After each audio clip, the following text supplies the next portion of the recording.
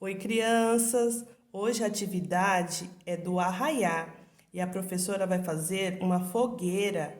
Nós vamos utilizar tinta vermelha, tinta amarela, um pincel e a folha que vai na pastinha de vocês. Vamos lá, então?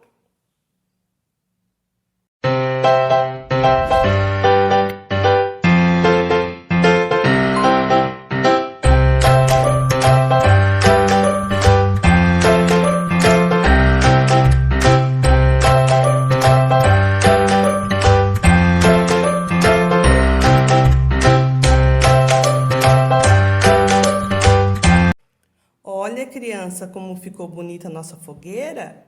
Essa atividade vai desenvolver a percepção visual e tátil. Agora é com vocês. Tire foto e manda